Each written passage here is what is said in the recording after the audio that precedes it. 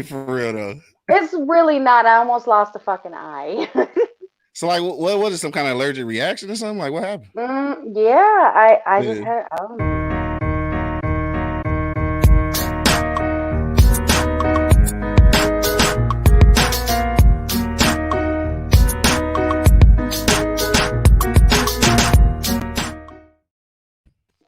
What up, Dole? It is Spotlight Wednesday. Yours truly, Drake Swift, here with Q, Tori Savage, Kitty.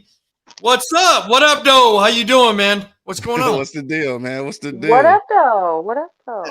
Yeah, man. I talked to him off air. He said it started to get cold in Detroit. So, Man. I don't even want to talk about that shit no more. Listen, my parents are here visiting from Detroit. I slept all day today, right? I wake up, I go to the window. I'm like, where the fuck are my parents at? My mom is in my yard on a sit-up lawn chair. She's sunbathing. I just go rub it in, huh? Yeah, I'm over here in my hoodie, right?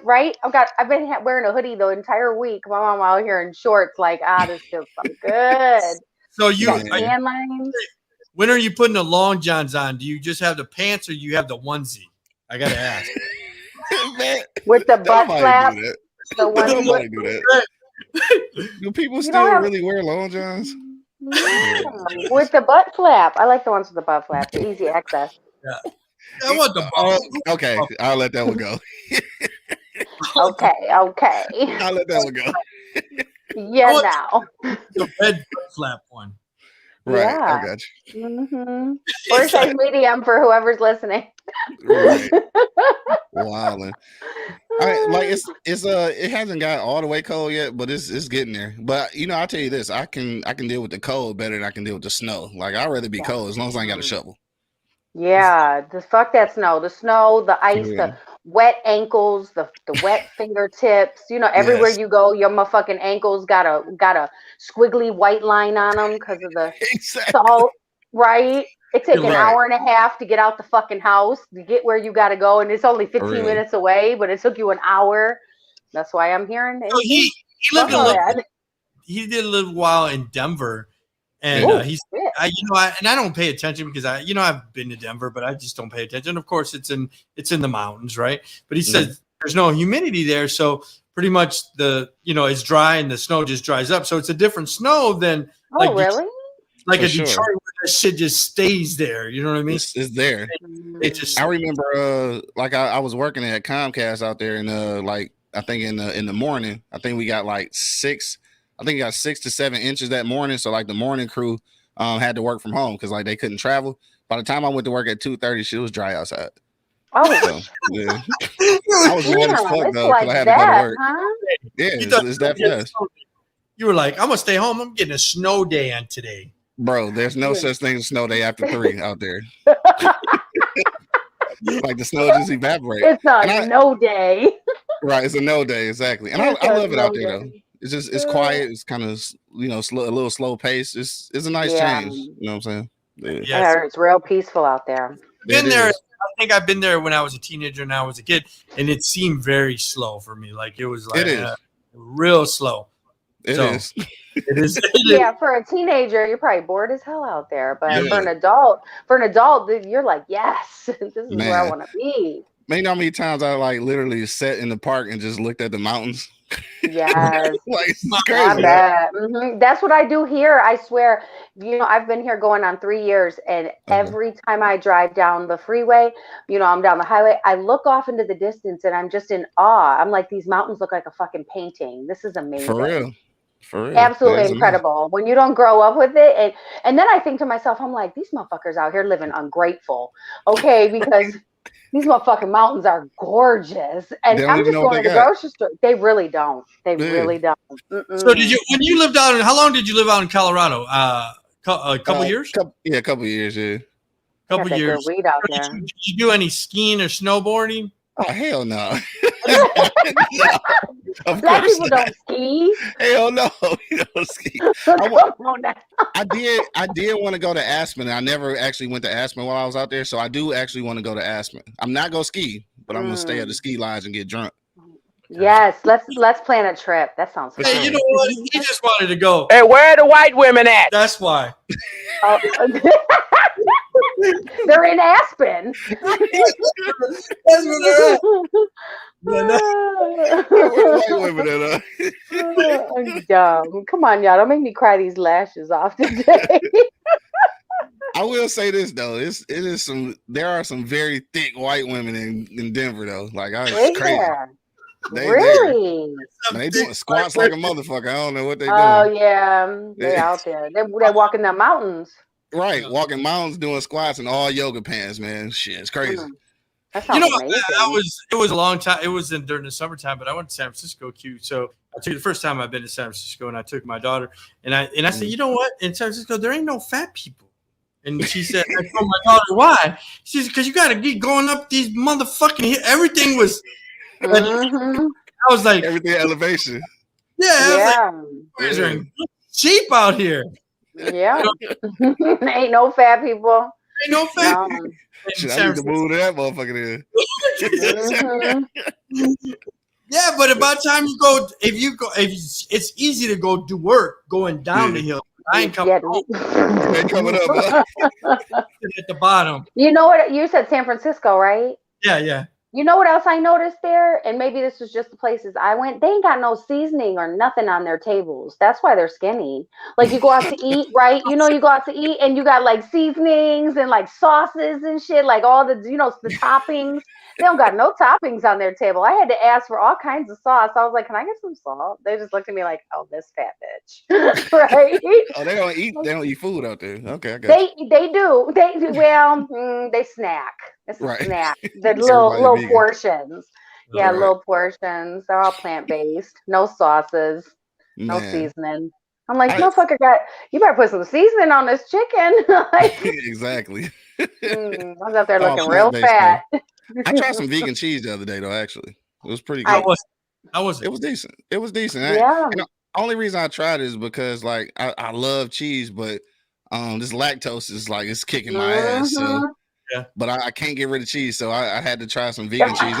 It was decent. So you sound like me because that's my problem right now.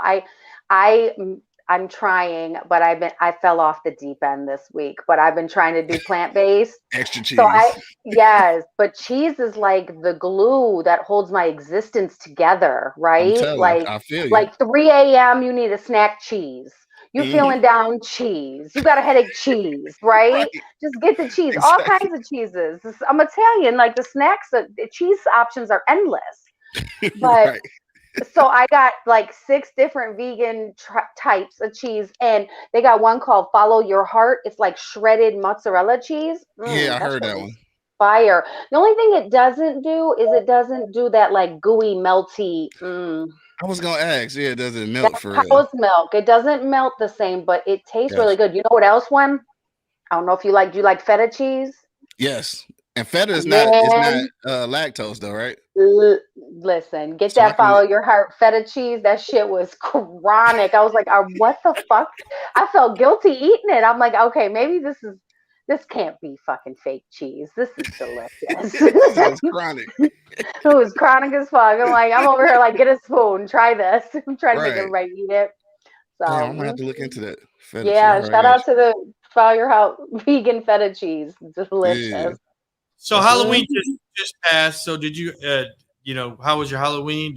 Was there a lot of kids on the street in Detroit? What happened? Man, you know no kids in Detroit. I don't even know why you asked that question. You know no damn kids in Detroit. But that was funny. I enjoy Halloween though, and because shout out to my sister, man. She went all out, decorated her whole living room to be like a haunted house situation. So we went over there. We ate food all night. This was Saturday night though, because people had jobs on Monday, so they couldn't hang out Sunday. So we ate all night, got drunk, watched scary movies and shit. That's how we do every Halloween. But I did notice on actual Halloween, I was out, and I did notice, like not in the city, but I did notice that people were trick or treating at night, and I was surprised. Like it's like 7 or 8 o'clock. People were still out trick or treating because after a while or before. People started going trick or treating so early. It was like daytime when they was outside. Right. Yeah, so people was out at night. I was excited to see that. It was like the kids was happy. Apparently, somebody found. I don't know if this was true. I don't know if y'all seen this like in the New York Times or something. They found like a sewing needle in somebody's Kit Kat or something. I don't know if that was serious. Like, who the fuck does that? Right? Like, come on, we're past that. You know, parents would be like, "Don't eat the candy. Let's look at it first." And you know, they would look at it, or you would back in the day in the city, police department. Fire department.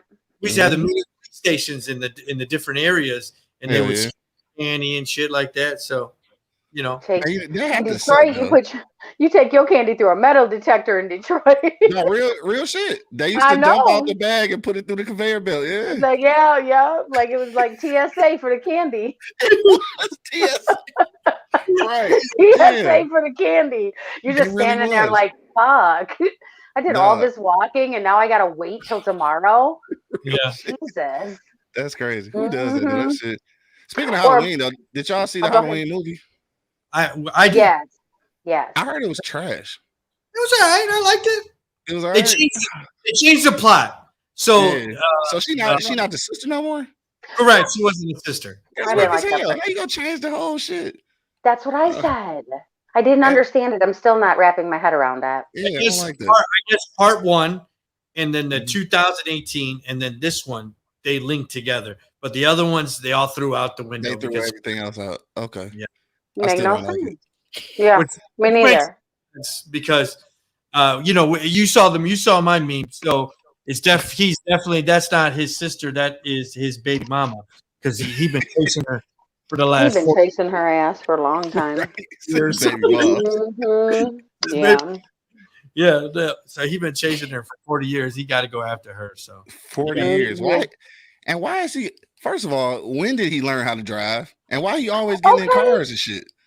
Yeah, right. Who gave him a driver's license? Somebody taught him.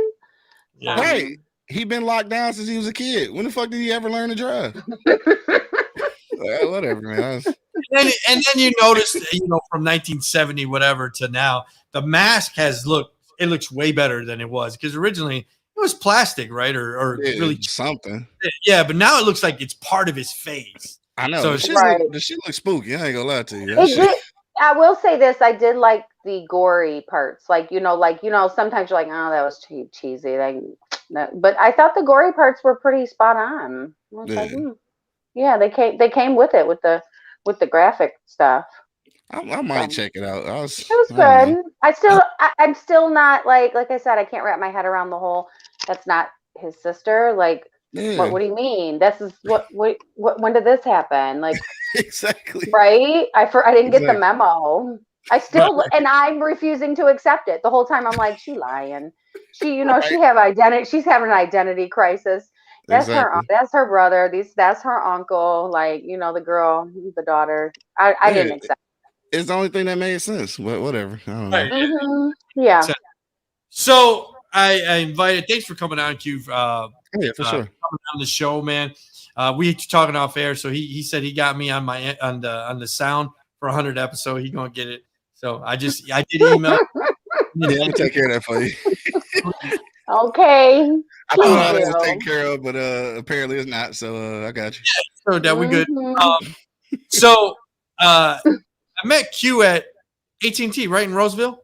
For sure. Yeah. AT&T. Oh, y'all two were trouble fucking makers. I couldn't even imagine y'all both working together. Yep. Speaking of AT&T, shout out to Shamente. We had Shamente on the morning show the other day. She just did you? Doing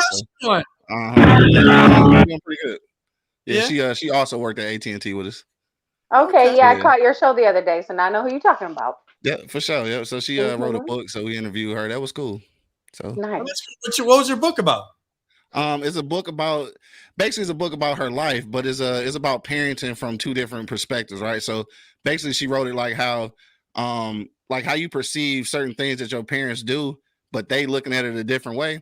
So like she wrote about her relationship with her parents and then her relationship with her kids, and then just kind of put those two together. Man, so you gotta send me your info. I'd love to bring her on the show. No, I will. It's dope for sure. Yeah, for sure. Yep. Yeah, so we already doing our thing. He's selling. We were there during the inception of the iPhone, That was exciting. Man, right? I forgot about that. Back when people were stealing iPhones and shit. It was crazy. People going in getting 7 iPhones on their credit. Yeah, remember right? Breaking in and stealing phones. The credit. They was stealing phones, bro. That was crazy. Like trying to not activate them and shit. Like, come on, dog. Right, just holding it. Man, you know how many iPhones I sold knowing it was fraud? Like, fucking, I'm trying to get this money. Okay. Right. Give me a social, any social. You remember the Chaldean guy? He was selling iPhone. He was selling phones, but they weren't activated. He was selling like 50 to one guy, and they weren't activated, and they were all fraud. You know what I'm saying? Like we were selling phones, business lines, and they were just activating them to get a commission. You know what I mean? Exactly. Yeah. Oh damn! Y'all ain't right. 50 at a time. Yeah, 50 activations. Like this motherfucker. You know what I mean? Yeah, that was your arch rival though. Yeah, no. We're doing like 350 activations a month. Like, yeah. I don't know what the fuck he was doing in real life. Like, I don't even know. For real. He was selling them to his cousin so he could take them to the party store. Probably so. That's what he was doing. That's what he was doing. You know, they all got a cousin that be selling them at the party store. So I'm not gonna touch that one. No, I'm just saying. I said it. I said what I said. I ain't gonna touch that one. You're probably right though. You're probably right. I bought one from there before that and a knockoff handbag. I don't give a fuck. That's how you know. That's how I know. And my chicken, and got some chicken wings. Dog. You probably went in right there in Roseville. I don't know if it's the same store, but what was that off of? 12 and Gratiot. So no, they actually moved it down the street. So our building where we was at is now a Verizon. Oh, okay. Yeah. So yeah, they moved AT&T down the street. So yeah, that was that, man. We had a lot of great experiences in there. Some that we can't probably talk about on camera, but we had some fun there. Yeah. So shout out to AT&T. Didn't I hear stick a SIM card some girl's crack? What happened? He was like, what? What? He was trying to activate it through some girl's crack. I don't know about that one, though. You were sweating like that. I might have been going by then. I'm not sure. Yeah, but I will tell you this though. The thing about AT&T and AT&T specifically, but corporate America in general, it was AT&T where I learned that corporate America don't give a fuck about your life. So that's where I learned that from there. Like I literally, one day I had a wound on my leg and shit that wouldn't close up, right? So I had to like go to the wound care specialist for like 3 months. And like the shit was so bad that they thought that there might be some infection. So I had a PICC line in my arm where I had to shoot antibiotics every day. I went to work like this for 3 months, right? Nobody in management ever told me like, you full time, like you could take FMLA for this type of shit. Nobody told me that shit. So they allowed me to come to work fucked up every day for like 3 months. And then a couple months after that, I ended up getting fired for not meeting my sales numbers. So that's why I was like, you know what? Fuck corporate America, dog. Okay. So that's where I learned my lesson. And a wound vac, and they still had you come, huh? Exactly. He never talked to you? D never said, hey, you can stay home? Who? D. He never told you could stay home? He wasn't there then. Oh, okay. He was gone by then. I see if he was there, because like he kept it real with us. If he was there, he'd have hit me like, bro, you can use FMLA or something. But like he wasn't there. We had got new management, and the upper level management had changed. It was all fucked up. Everybody was trying to get in where they fit in. Messy. So yeah, fuck corporate America. So that's where I met Q. So tell me who Q is. I know he's wrote some books. He does a million podcasts. This is his third one today. It is third one today, though. We're trying to be like you when we grow up. Man. Yeah, man, look. Since what, 2008? How long you been doing it? So the podcast we've been doing since 2010. Okay. I've been writing since 2008. So really how it came about. Well, first of all, I guess we'll just start with the writing. In 2004, I think it was my last year in school, which took me 7 years to get out of school like I was a fucking doctor. But by the time I got out, I needed an elective. And one of my electives was a poetry class, right? So I'm doing this poetry class, and then I'm writing shit and learning things about, poetic verse and shit like that. And like the teacher was a real poet, and like she used to pull me to the side and like give me pointers and stuff. And then I found out like I'm actually decent at this. So like after I got out of school, I'm like, I just want to write a book. So my first book was a poetry book. I wrote that and got like a little bit of a little bit of acknowledgement. I sold a few. So I was like, damn, let me write another one. So I ended up writing 3 volumes of my poetry book. One short story. I'm sorry, a 1-act play rather. And then my mom ended up passing. That's when I was in Colorado. Okay. So the crazy thing about that is I came home basically a week before my birthday. My mom passed right in that area. So we ended up actually burying her on my birthday. I'm so sorry. You know what? Thank you. Thank you. But like, it was cool. You post your mom, her birthday every time, and you guys got that great picture. You guys, For sure. I'm like, that's awesome. My dog. So like, I don't have I don't have nothing. Like me and my mama we took it to the limit. Like we good. I don't have no regrets or nothing. So we was fine. That's awesome. What happened though? I ended up having to, go back to Colorado. And like it's something. Obviously, this was my first time losing a parent because I still had my old man, and it's something about how a person grieves. Now I'm like 1,000 miles away from any family at this point because I'm in Colorado, and my way of grieving was to write this book. So I ended up writing a book about me and my mom's relationship, and I called it a letter to my mama. So that ended up being like the way I grieved. So I wrote that book. And like that actually did pretty well because it was a lot of people empathize with that. But so that's how I wrote that. And then finally in 2018, I wrote my first novel, which is called Those Brilliant Bastards, which is basically a book about mass incarceration. So Brilliant Bastards obviously is United States of America because they are brilliant at doing bastardly shit. So, for real though. Yeah, I love it. Love it. Now the podcast crazy in my neighborhood. There's a shout out to my man's Coke. We used to lift weights in his basement, and one day one of my partners, actually Monk Money, my co-host, his little brother, was like, "Yo, we should do at the time I guess it was an internet radio show, so we should do that." I'm like, "All right, bet." So I went to the crib and I googled it, try to figure out how to do it. So I was like, we can kind of do it for free. So I started one and nobody came, right? So all these people talking about, let's do it, but nobody came. So I ended up doing it myself for like, I don't know, maybe 2 or 3 months. The worst shit ever. Like, I don't know what happened to that footage, but I hope it never comes back. So that shit was terrible. So then finally that's when Monk came on, and then we started from there, and it just kept evolving. Like we were only doing audio at first. Like about a year into it, we turned to a video. Then we started doing live streaming, and now we're doing 3 days a week, and we got 6 shows on the network. So it's grown pretty much, from the beginning. So shout out to my dogs though. I couldn't Monday, Wednesday, and Friday.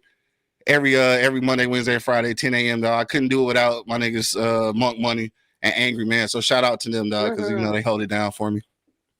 I love that you wrote the book about your mom, and that's how you grieved. Tori lost her son last year, and I seen her choking up on camera. So I seen her; she was trying to hold it in.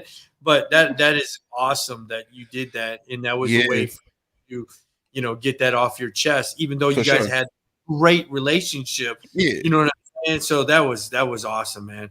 I mean, that was. I mean, for me, you just said that. I was like, that was Dear Mama's Tupac right there. You put it for real though, for real. Yeah, for sure.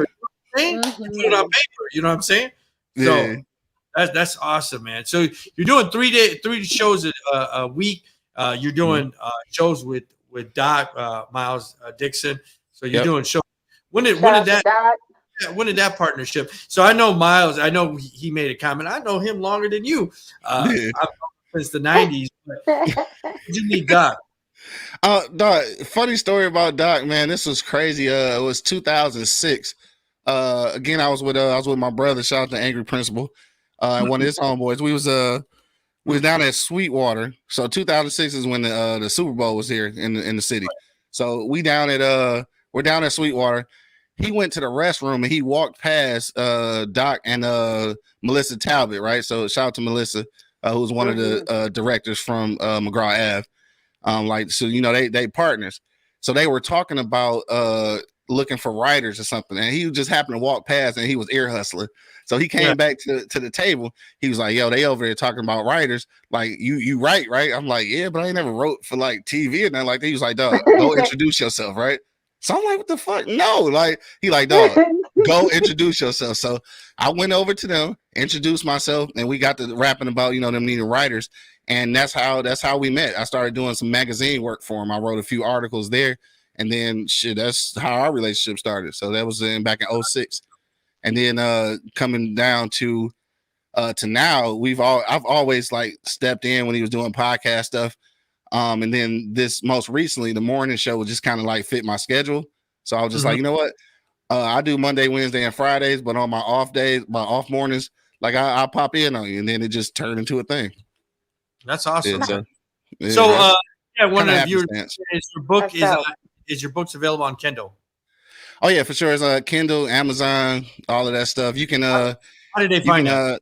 Yeah, I was gonna say you can type in all the you can type in the title, but the easiest thing, you can go to my website.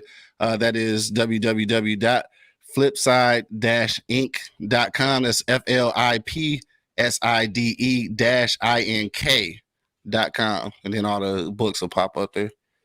Yeah, I remember Doc was doing they were doing comedy skits on public access back in the 90s. Yeah, so what was Switchplay TV? Yeah, Switchplay. Yeah. Yeah. Oh, you took it way back. Yeah, that's a throwback.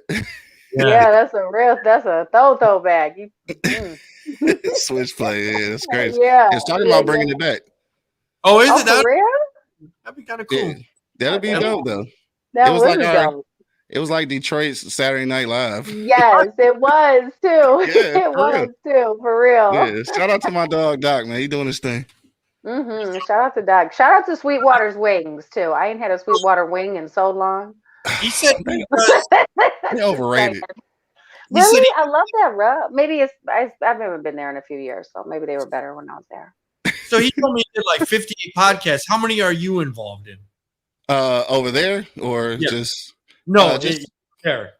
Yeah, over there, just the two. So the morning show, the Rise and Grind show, and then Girth, which is the men's talk show on Tuesday night show. That's just those two. Okay. Yeah. I was just like, man, when he said 58 shows, I looked down, I was like, Jesus Christ. Oh yeah, it's a ridiculous amount of shows over there. I don't know how they handle all of that. Yeah. I don't know. No, huh? No, so I can't do all that. You write the books, you do the podcast, and then like you said, you go from the doing the video by yourself to you're doing it with your boys. And then you do the audio, and then you basically is this the show that you do, the not Rising Grind, but the one that show? The Wake and Bake Show. Is that what the name of it was originally called, or did you change the name of it? I changed the name because originally we weren't even doing a morning show. Like at first we were doing Tuesday nights at 7:30. Weird ass time. I don't know why we were doing that shit, but we did that for for quite a while actually. And then I want to say my schedule changed at work, and then I had to start doing it in the morning. And then we just turned it into a morning show. And then we called it the Wake and Bake because we always getting high. So that's how that works. Right. I watched that the other day too. I was like, oh, they look like they're having fun. Oh yeah. You guys just talk about whatever, correct? Just whatever's going on. Like today was hella random. Like I had a completely different topic, but in my group text, shout out to my man Ryan. He was talking about back in the day when his homeboy got jumped by a bunch of people from PDQ. I don't know if y'all remember PDQ. Put him down quick. That was a little gang and shit on the east side. Put him down quick. She's from the east side, so I'm from the east side too. So yeah, I know. For sure. So he was like, he was more concerned with whether he was gonna die or not because he still had his old video game that he had lent to him. So I thought that shit was funny. So then I started thinking, like, what is your top 5 like video games? So we started having a whole conversation about video games this morning, which was random as hell, but we had fun with it. So that's cool. Topics usually just come out of nowhere. Okay. Yeah. But what I was gonna say real quick though is, again, I just want to reiterate this for real. Like all of my dogs that do the show with me, all the ones that's not on camera, all the ones that's like a part of the situation and may not be here all the time. I just want to give a shout out to them, because in real life, this is my dream. Like, it was the podcast, and this was my thing. So for them to hang and do their thing for this long, knowing it's not really their dream, like I love them for that. Yeah. So shout out to my whole squad, bro. Shout out. That's amazing for sure. Big shout out to them. For sure. You know, we've been doing this for over a year now. Man, it takes a lot of work, bro. I got to be honest. It's a lot of work. It's a lot of work. It's a lot of work. It really is. It's a lot of work. Drake be putting it in for us. I'm like, man, he real MVP. He does. I'm like, just send me the text. Right. The social media piece, I mean, that's just it's just draining. You know what I mean? It's tedious. It's tedious for sure. It is too. And then when you're a perfectionist, like some people on the show today, so you know, like y'all really, you're like, nope, this isn't gonna do. This is what it's gotta be. I'm gonna find somebody behind the scenes if I can't do it. So shout out to both of you. Like, seriously, thank you. Appreciate that. For sure, man. For sure. Hashtag producer of the year. Oh yeah, no doubt. Hey, did you get your award yet? Man, I ain't never got no award for producer of the year in my life. I figure if I say it enough, people will start believing it. We gonna make you one. We gonna get you a shirt. Hey, I'll take it. I'll rock that boy too. I know you will. You're right. For sure. We need to get him a trophy or something, Drake. Right. Producer of the year. He's gonna show up. Like, hell yeah. I'll put it back here by the whiskey bottles. Yes, I was just gonna say, you're gonna set it right there. So, perfect. Flipside, was that the writing arm of your company, or the writing part of what you were doing? So it's the publishing company. So what I ended up doing is actually I created a publishing company so I could write and publish my own stuff. And then once I started doing the podcast, I just basically turned into a multimedia publisher as opposed to just print media. And what's crazy about Flipside Inc. though is that originally Flipside was the name of our rap group in high school, dog. Okay. So I thought I was gonna be a rapper. So then when my rap dreams failed, I was like, you know what, I'm gonna use the same name, but I'm gonna, turn it into a business, and that's what happened. Okay. Shout out to my dog Day Day and shit. He was my rap partner. And then when did you come up with the Part of My East Side thing? Oh man. So look, shout out to my dog, we gonna call him Kodak Lee because we all got stage names apparently. Shout out to Kodak Lee. We was standing outside one time. This is how all this stuff started. We were standing outside one time, and he was at the time he was working at the plant. And he was talking about how he was having this conversation with this person. I can't remember what the conversation was, but he said it. He was like, yeah, so I told dog, pardon my east side, but I'm about to do such and such. I'm like, what you say? He was like, pardon my east side. I'm like, dog, we should make some shirts with that shit on it. He was like, nah. He was like, all right, well, shit, I'm going to do that shit. So then I ended up doing it, and that's how that shit happened. So you see the Pardon My East Side here. You got apparel everywhere at pardonmyeastside.com. Make sure you check that out. I need one of those. Yeah, I'm like, I have to got me one of those. All right, I need a rep. For sure. We got hoodies, t-shirts. We even got like baby tees for the ladies, all that shit. We good. Yeah. So this the funny thing about everything that I've done, and that's another reason why I tell the homies all the time, like, I couldn't do this without them, because what happens is they kind of be coming up with the ideas, and then I'll just be the one that run with it. So like none of these ideas are original for me. Like these was everybody else's ideas. I'm just the one who ran with it. You know what I'm saying? Right. So yeah, so shout out to my squad. Yeah, for sure. That's it. I got to be honest with you, man. Like, I got pulled into this podcasting originally from my cousin that's not on today, but You know, when I first started, I was texting him like, what do I got to do? So shout out to like, I know you saying it's a fake award, but I got to be honest with you, man. I saw you how you were doing it, and I was like, man, how do I do this? How to do that? So, shout out to Q, man, for laying the groundwork, trying to help me going. Oh, for sure. Man, much sure. I appreciate that. Because a lot of people won't share like the knowledge that they have. Like me, I learned all of this. I learned all this on my own, and then like when people need help and come to me, like I give them everything that I have. Like here, this is what I learned, so you don't have to go through it. Right. Yeah, it's crazy though how people don't want to share. Like if I share some light on you, we both can't shine. Like there's enough shine for everybody. I don't understand why people don't want to help others, and like if you're hanging out with somebody or somebody that needs that, don't you want to help them elevate too? Why, I don't know. Exactly. I don't get that mindset. I really don't. So, people want you to do good. People want you to do good, but they don't want you to do better than them.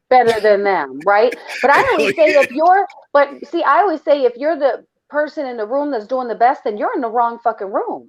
Facts. That too. You're in the wrong room. You need to get a new circle. Mm-hmm. Just like when I seen y'all up here for the 100th show, it was like I was so motherfucking proud. It was like it was my 100th show because I remember when.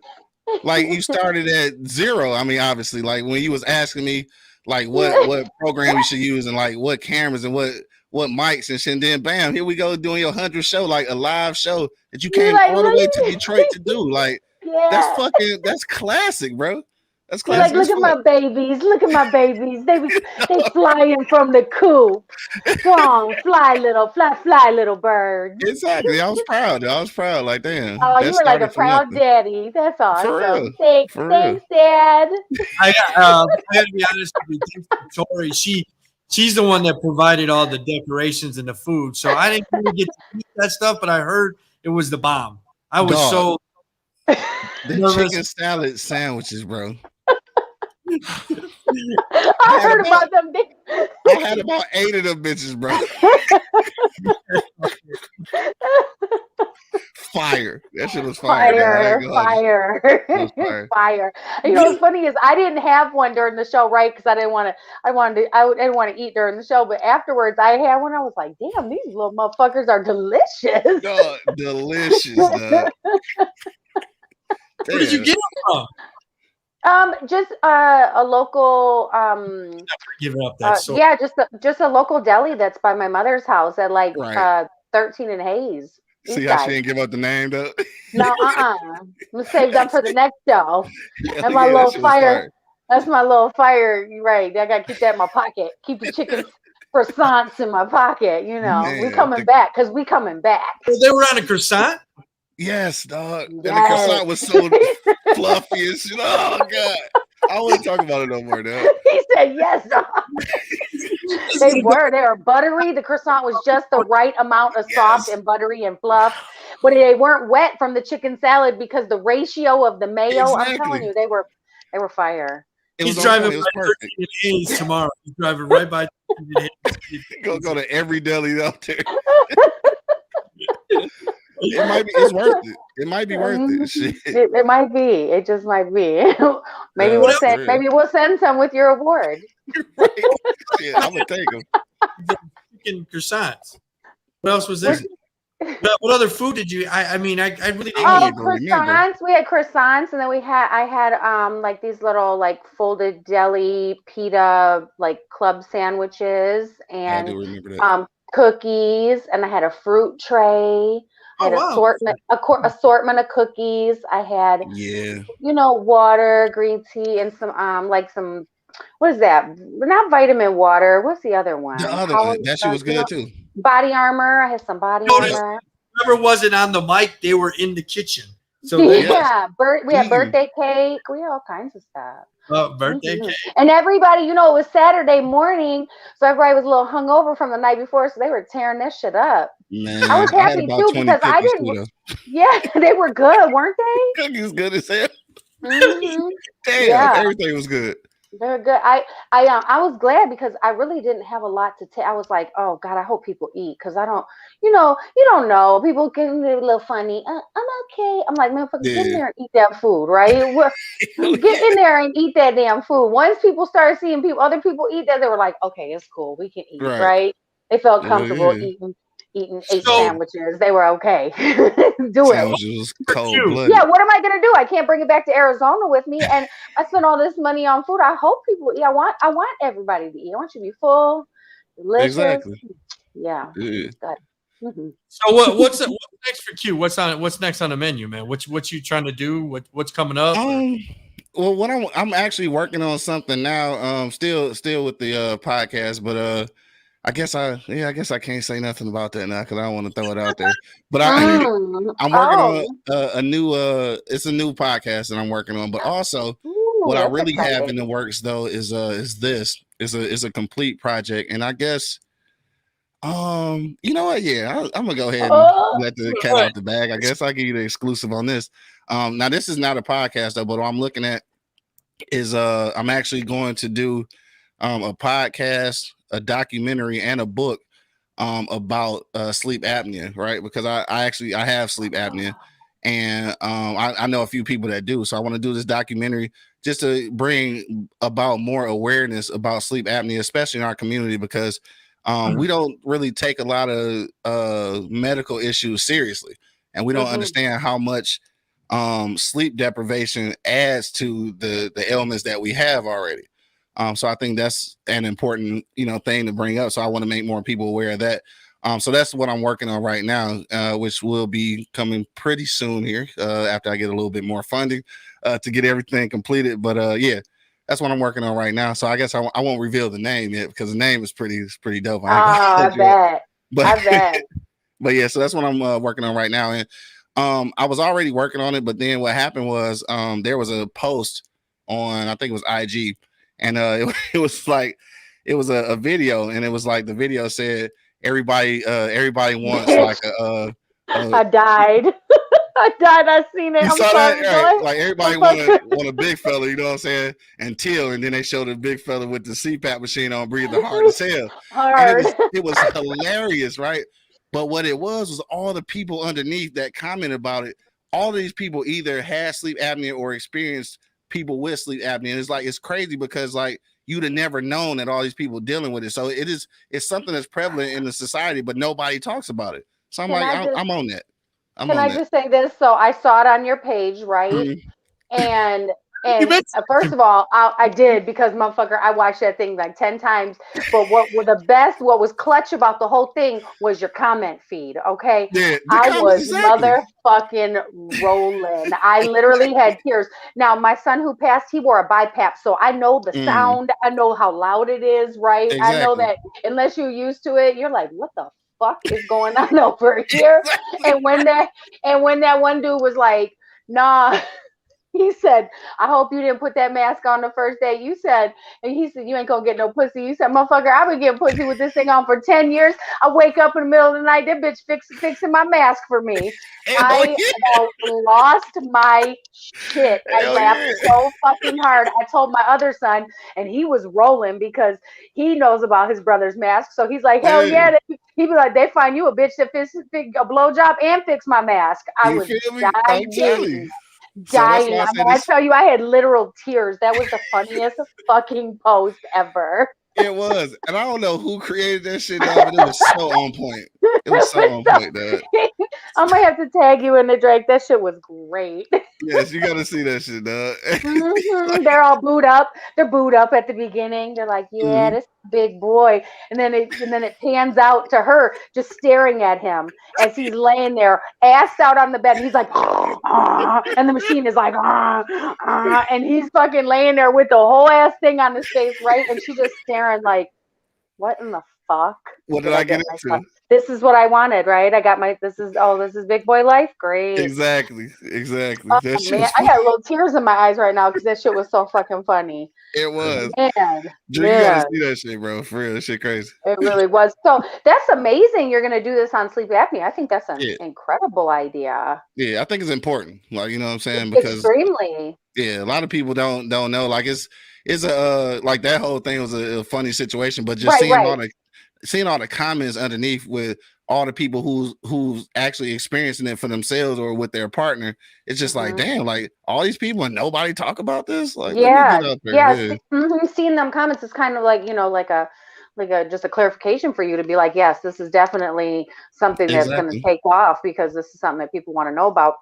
Exactly. For sure. You know, it's funny because I never. That was it. So I didn't. I've never known. What's that, Drake? I said I didn't even know how common it was, but I guess it is. It's real common. I never knew what sleep apnea was. Like years ago, I didn't know what it was, right? And with my son, it was respiratory stuff and whatever, and we did the sleep studies and all of that. So I knew what CPAP, BiPAP, all that was, but I didn't realize what exactly happens when you have sleep apnea. And I had, I don't know, I'll say dated. I'll say I was fucking this guy, right? Because I don't think we were dating. But I went to his house, right? This was years ago. And he was asleep. And all of a sudden, he stopped fucking breathing. He gasped, right? And I am a controlled sleeper. I can sleep hard if I want. But if I know that I have to be, like if I'm at someone else's house or I don't feel comfortable laying next to you, or I don't feel, like if I'm even at a friend's house, I sleep light, right? I can control it. So I'm light sleeper. I'm light sleeping. All of a sudden, I hear this motherfucker go. I'm like, what the fuck is going? I'm thinking I gotta perform CPR, and then all of a sudden he goes, and then it like clicked, and he goes, shh. Exactly. I'm like, what the fuck? So now I'm scared to sleep, right? I'm just laying there staring at him. Like, do I wake him? Do I just let this happen? And it happens again. Now I'm like, hey, and I like shake him. I'm like, what's up? I was like, you stop fucking breathing. He's like, huh? I said, motherfucker, you stop breathing. I'm like, we need to put your head, put some pillows under your neck or something. I didn't know what to do. Right. And then the next day, because his ass didn't even faze him. He was like, yeah, I'm fine. He went back to sleep. But for the whole time, I'm just laying there wide the fuck awake. Like, if this motherfucker, I should leave now in case he dies not here. Right. In case, like, maybe I should just, and then his doors were locked. So I'm like, okay, do I get out of the window? Like, what fuck? I was scared. I didn't know what it was, and I was young then, right? I'm not trying to be there when your motherfucking ass dies, and I was not trying to give his ass CPR. I didn't even like him that much, right? The sex wasn't even that great. Like, what? Fuck. Now you're over here. I did not sign up for right. Why? I didn't even sign up for this. Clearly the sex wasn't that great, or he would have put me to sleep, right? But he'd have just died. I don't know. Yes, right. So now I'm like, what, this motherfucker choking in his sleep? It sounds like a whole ass choke. Like, stop. A whole ass choke. I was so scared. That was my first experience with sleep apnea. There you go. If anybody has that, they need to tell the person they're fucking or sleeping next to that they might just stop and it's okay. Like, some people don't know. I don't think he really. I think honestly, when I told him, he gave me the I know added. Like, I already know, but I don't give a fuck. I think people are lying. Like, you ever like, it was kind of like, yeah, it's not that bad. I think people are lying to me, kind of thing. I'm like, it ain't nothing to play with, bro. Fucker, I thought you swallowed your tongue. Like, what the fuck just happened there? Right. Seriously, and it was loud and it was scary. I was like, what am I gonna do? Stick my hand in his mouth, pull out his tongue? Like, what the fuck are we doing here? So when I tapped his ass, like, let me roll him over. No, that's funny. Yeah, we're gonna have to. I can't wait for your show and your stuff to come out, because I'm gonna be sharing that shit with people. Like, this is important. For sure. Well, I wanted to ask you, because you're in the city of Detroit. So, what was your thoughts on Proposal E? It did win last night. He's like, what? Proposal E? I can't remember what Proposal E was. You gotta remind me. That was the mushroom. So they decriminalize having. Oh, right. Yeah, because I did absentee voting, so did that shit so long ago. I don't even remember. Right. I'm like, for real, like, I did that shit because I was too lazy to just stand in line. But it's because this is the same one that passed that was like in Utah or some shit, right, or wherever that was at. Yeah. First of all, let me say this: I've never actually taken any mushrooms, so I don't even know the extent of what it do to you. But it's a mixed bag because still inside the city we're not able to like have legal dispensaries or like recreational marijuana, which I understand the reasoning behind that is because the city council was trying to make sure that like lower level drug offenders like get let out of jail before they start making it legal. But I think that if you're gonna do that, then the other one got to be put on the back burner too, though. Like I'm surprised that it actually passed. So that's weird to me. But again, you know that mushrooms and hallucinogens like that are normally you know, in the white community. So they let that shit go. I'm just saying that. I ain't want to take it there, but that's the reality. It's the white people. It's the white people drug. Yeah, so that's just the reality of the shit. You know what I'm saying? So it is. 100% pass. 61-38. 61-38, and probably only like 200 people voted and shit. So 210. It doesn't have 250 votes. It's definitely a white people thing, but I think also 90,000 people it says voting. Oh damn, for real? Yeah, 53,000 for yes, 34,000 for no. I'm surprised. Yeah, I mean it's still 700-some thousand people here though, so it's still a lot of people. I did check the Duggan's numbers. I think he only had like 20,000 people that voted for him. So more people voted for this. That's crazy, right? People trying to get high, they don't give a fuck who in the office. I've done mushrooms before, but so I haven't done them in it's been a few years now, but now this, and I don't know if this is like a new thing, but people talk about microdosing. Do you know what that is?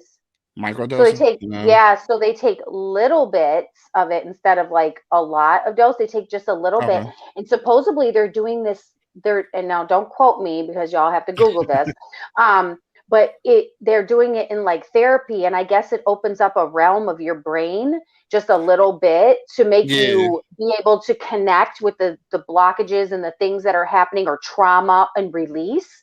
And they're having like phenomenal feedback and phenomenal results with this microdosing, where not like, wasted white people are just taking fucking mass amounts of it, right? Not like that, but just little bits. And the therapy community that's what they're doing. And there's like all these studies that they're doing and all these people, these doctors and professionals that are tapping into this, and people are like raving about it. Me personally, I've only done it I haven't done it for therapy. I did it to get hot wasted, right? So, and man, let me tell you, the last time I did it, I took way too much, and that's why I haven't done it since. Oh my God, it was so bad. It was so bad. So I'll tell you real quick, it was fucking funny as shit. So this guy that I was talking to that I've been friends with for years, he's like, let's take some shrooms tonight. I'm like, fuck it, I ain't got nothing to do. Okay. So he's this big bodybuilder guy, right? Like 4 times my size.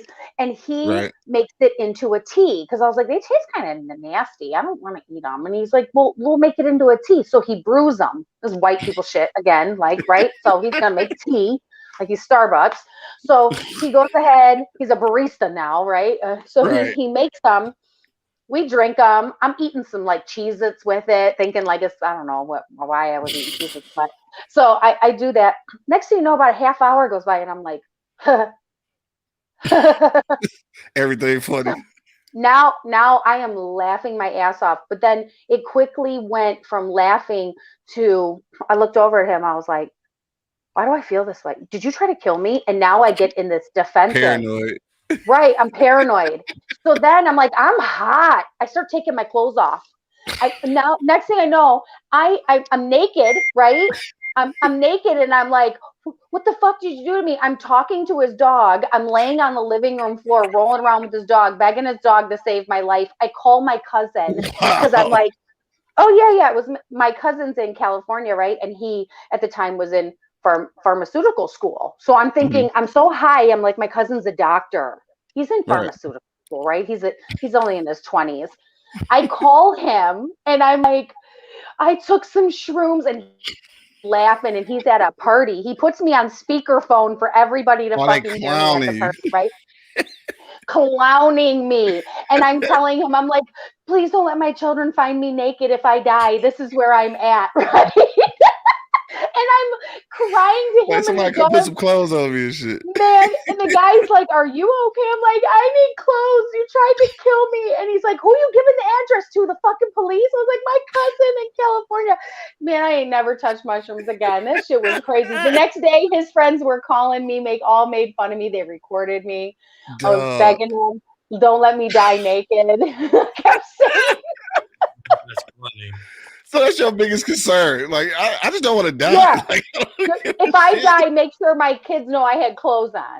That's what I was saying the entire fucking time. Like, cause that's the first thing they gonna ask. Like, did mom have clothes on or no? Did mom have clothes? Right? Because that was my concern. So that was my bad mushroom experience. So, yeah. And I've heard stories like that, and that's why I haven't done it. I'm afraid. Yeah. Shout out to Proposal E. What was it called? Fuck. Proposal E. Right. Yeah. That's crazy. I've had good times, but that was not a good time. That was a bad time. That was a bad time. That's too funny. That poor dog. It was a little French bulldog named Louis. Louis got traumatized. Listen, me and Louis, we bonded that night. He was like, "Yeah, there's a naked girl on your living room floor. I don't know what's going on. She keeps asking me to save her." Too funny. I wish I could hear what the dog was thinking. Oh man, I could just imagine. Man, that's hilarious. He's like, "Man, this girl's crazy. She got nice tits though, but this is nuts." The fuck? Everything's just out. What was in them Cheez-Its? That's too funny, dog. Over there fucking licking on your nipples and shit. No, I didn't let that happen. He looked scared. He was like, "Fuck." My fault. He's like, "I'm not licking her. Whatever she on, I don't want no part of that." Facts. So I asked you off air. So this was on the 30th. So it was Friday. So Colin Kaepernick says comparing playing NFL to literally slavery. That was his thoughts, and I want your thoughts. What you think? Because I know the Colin Black and White is officially on Netflix. So and that's his story about getting into the NFL and stuff like that. So. Right. Oh yeah. So we talked a little bit about this off air, and this is my thing. Like I see the correlation. And like I said, this is when I say slavery, I'm talking about this is not just a black thing. This is a human body thing as far as the NFL goes. I mean, basically, you are being bought and sold off of your physical stature. Like that kind of is slavery. But these motherfuckers getting paid though, so I can't really call it slavery. I think his situation is a little different. I do feel like he got blackballed a bit. But like at this point, it's tough, man. Like because the NFL, NBA, all of that shit. At the end of the day, like your body is being bought and sold. So I mean, you can look at that as slavery if you want to, even though they're getting paid. But I guess for me, it's kind of pointless. It's kind of pointless to create that image if we're not going to do nothing about it, because we're not going to do nothing about it. We're going to watch football. We're going to watch basketball. This is entertainment for people. It's not going to stop. So like, I do think that I do think this though. I think the players are getting more control over their careers than they had before. I think that's dope. And I think that needs to continue to happen. But outside of that, I mean, the sport is still going to exist. So like, what do you do from here? I guess is the real question. Mm-hmm. Right. Yeah. But yeah, I fuck with Cap though. Yeah. Yeah, I fuck with Cap. He just I fuck with what you call it too though. Kyrie. Like he don't want to get the jab. Fuck it.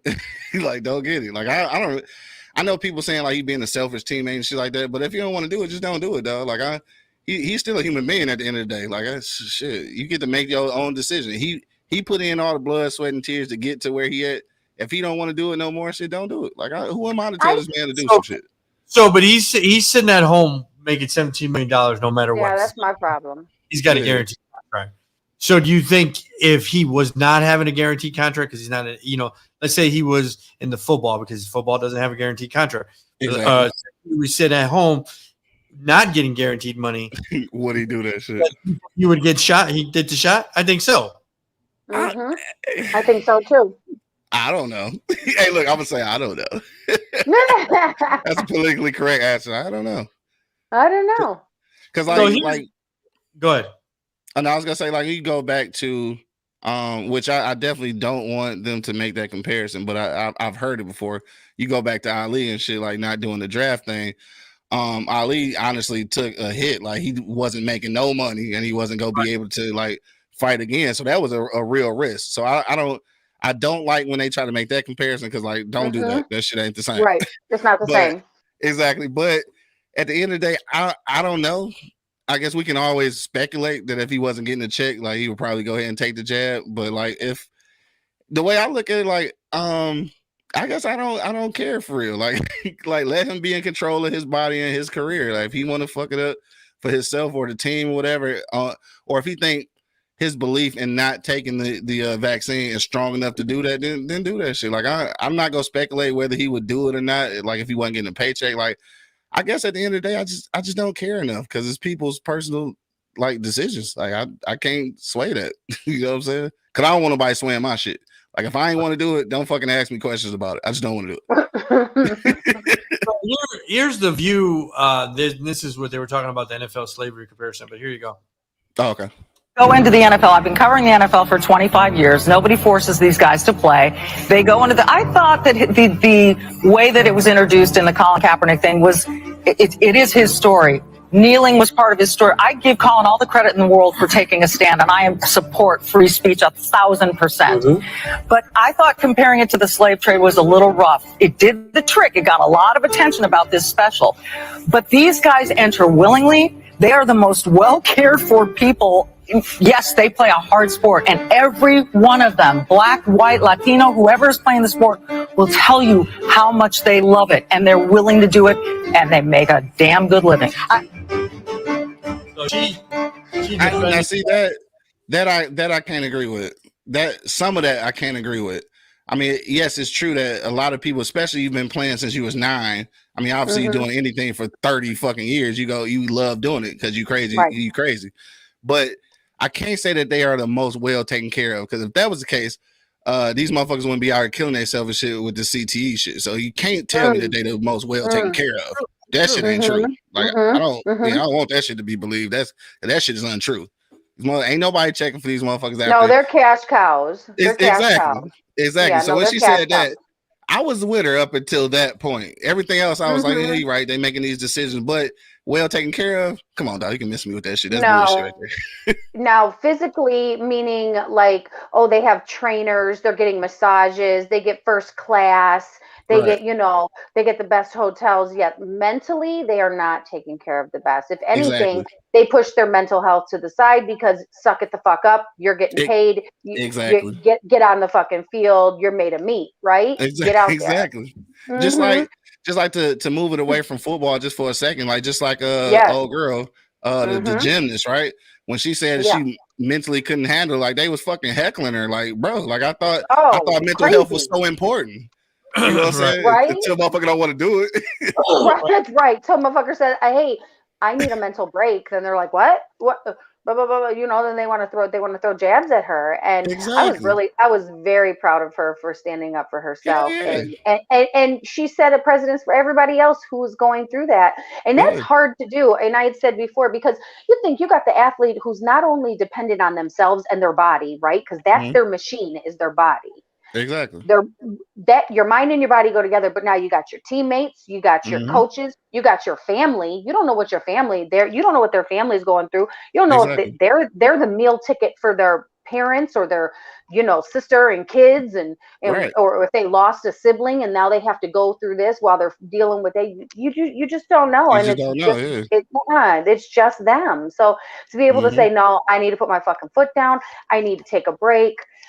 Exactly. I need to step back for a second. And to bring it back into football, did you guys see what happened this morning?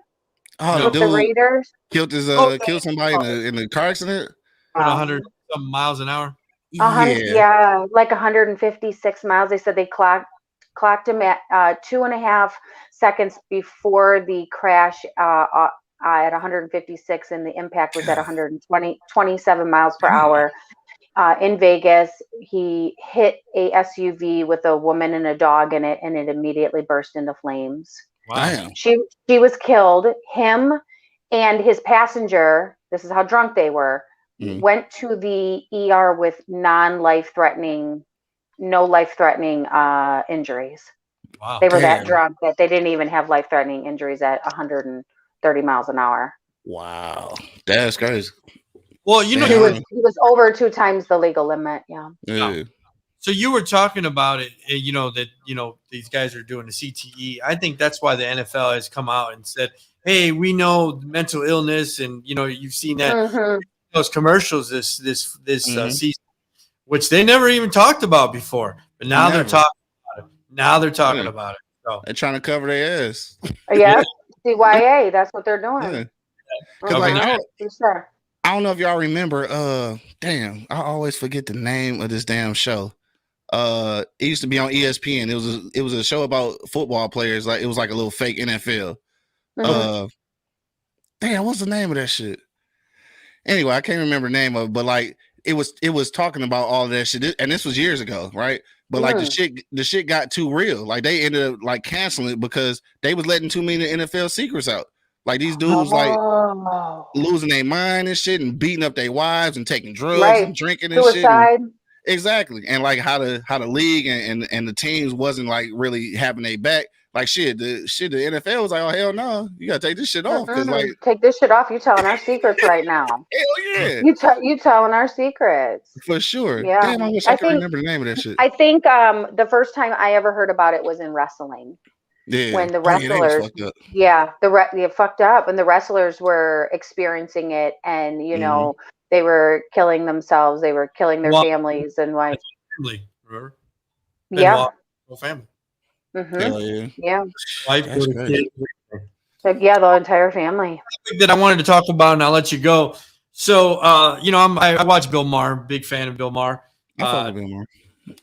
Masculinity. He had a guest on the other day, and he said this guest is saying masculinity is gone from men.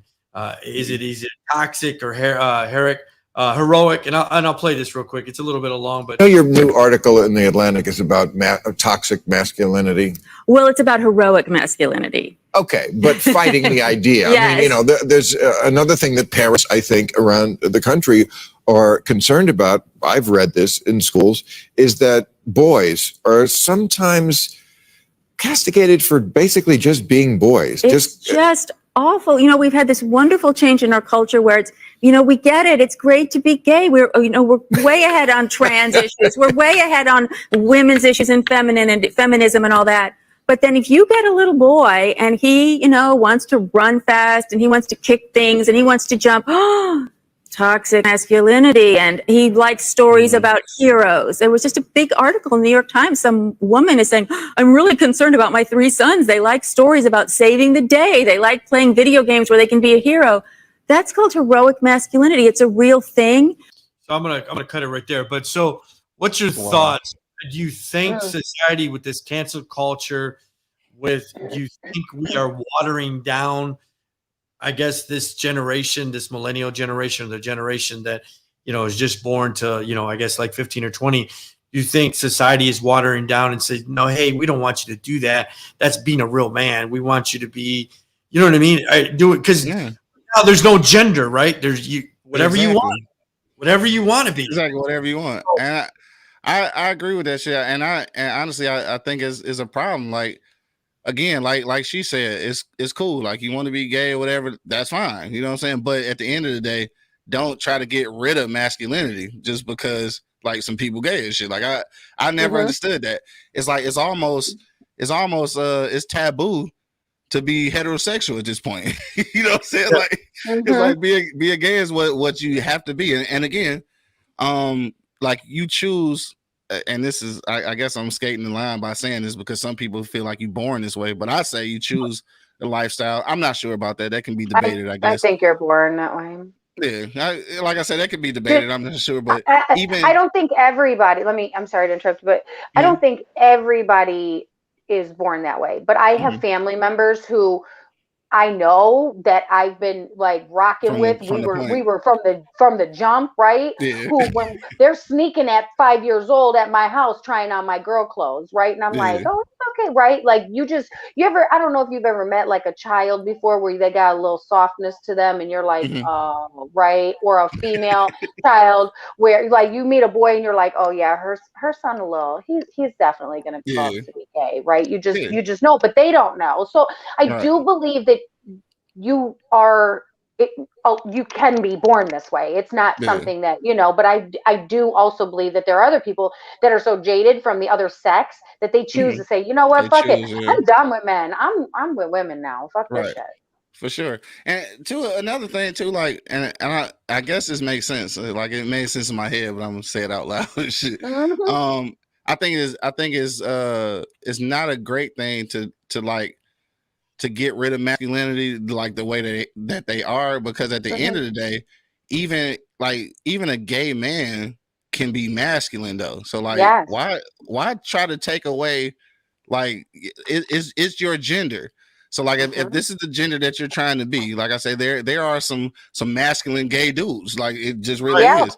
Like, so why are you trying to get rid of masculinity? Masculine. Exactly. Yeah, they play football. Masculine. They play football, like exactly. So I had one that a cousin of mine dated, and he was my son's football coach, and nobody knew but me and my son knew, and he still he was like the toughest guy we knew, right? Man, but he he didn't let everybody know because not everybody at the high school would have accepted him that way. Exactly. But there. I agree with you when you say don't try to take the masculinity away. The one thing I do not agree with is the the fine line where they say, oh, it's masculinity, or the line, I don't like the boys will be boys when they do kind of a abusive or toxic kind of action. So it's a fine line because does that make sense what I'm saying? That was saying, oh, boys will be boys, and they're doing some fuck shit that your daughter shouldn't accept, right? Right.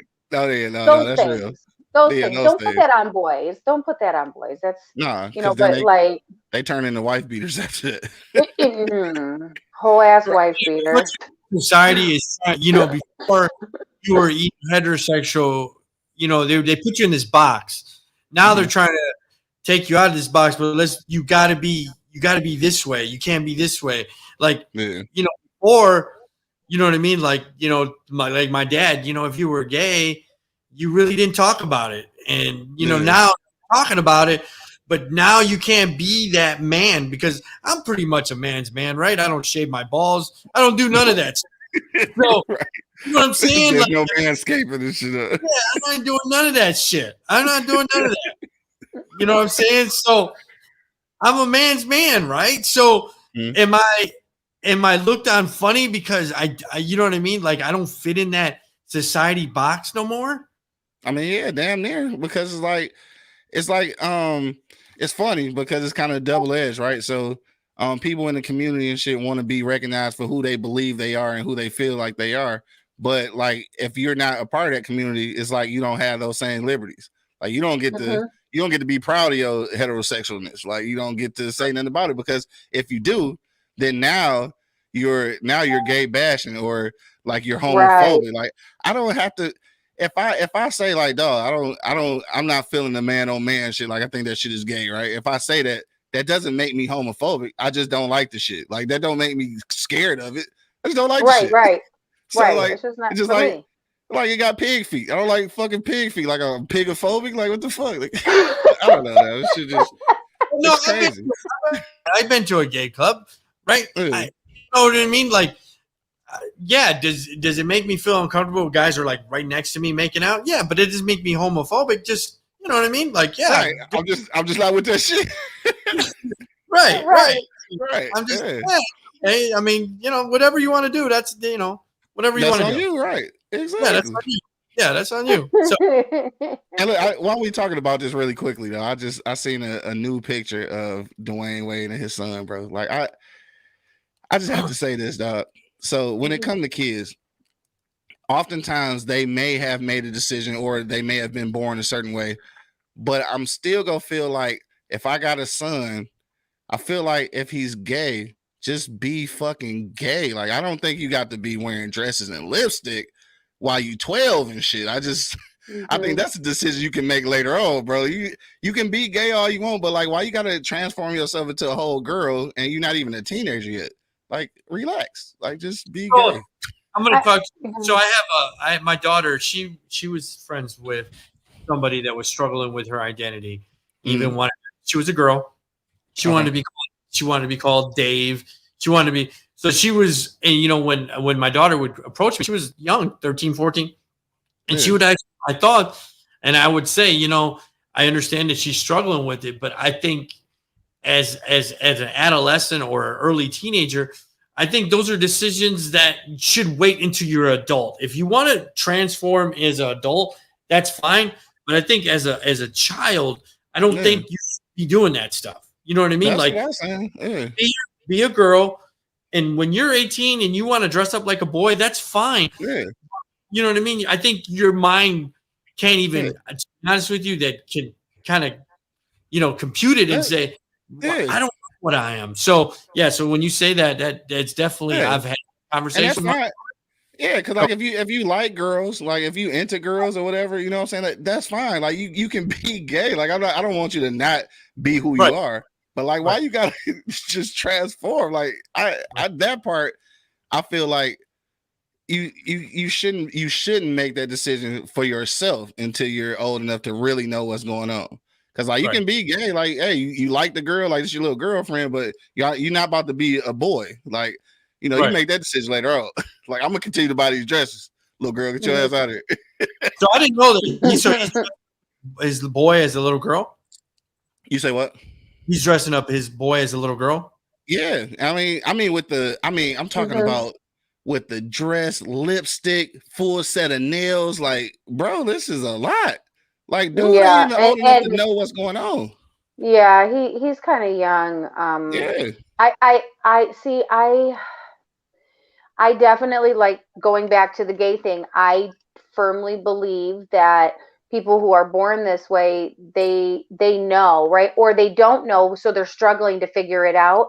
And I know that it can be very heartbreaking and it hurts to not be who you want to be. You're kind of living a lie, right? So I during this time, I can kind of empathize with him a little because you don't want your child to every day feel like I feel like a girl inside and I'm a boy. Like I definitely firmly believe that that's a feeling. Now, I do agree with you on the part about the age. 12 years old is still, your mind is still fresh. You know, if you feel you like boys or girls or whatever it is, definitely explore that. You let's talk about it. Let's acknowledge it. The transforming, I think 12 is still kind of young because, like you said, your mind isn't even grasp it. I had a baby young though at 15, and I know at 15, even though I didn't know everything, right? We all think we know everything. I feel that there's a huge difference between 12 and 15 and 16, right? I feel like that's the time that your mind develops a little bit more. You really know, okay, this is sort of the direction that I want to head. So the transformation part at this young, it's still, it doesn't sit well with me, full on nails, lipstick, all that.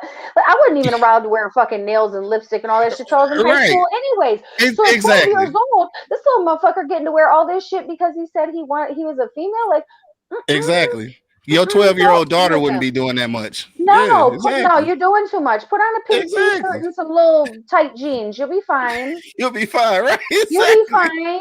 You'll be fine. You got in this subject. So I know a couple gay guys, and I know that they knew they were gay, right? Ever since younger, but they had to make sure, they had to validate it. So they slept with a couple women, and they said, I'm not, I don't like you.